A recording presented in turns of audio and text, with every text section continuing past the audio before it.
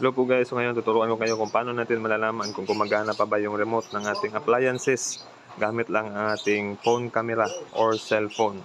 So ganito po siya, nagpalit na po tayo ng battery. Paano natin malalaman kung gumagana kung yung appliance natin is kagaya nito, hindi tayo sure kung saan sa dalawa ang may sira. Ito kasi sinaayos ko pa.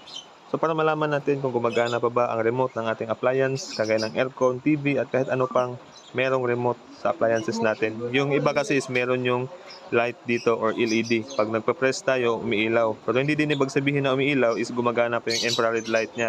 So gamit ang phone camera natin, bago ng battery na nilagay natin dito sa loob, pupunta tayo dito ngayon sa camera app. Ayan. Camera app, then punta tayo sa video. Then hanap tayo ng medyo makulimlim na part ng ating room or bahay.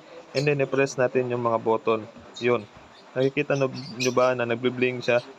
So ibig sabihin gumagana yung remote at kanyang infrared light. So ayan. Yan po.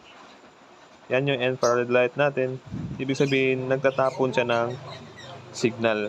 So ibig sabihin, kagaya nito, ito yung ito yung may sira.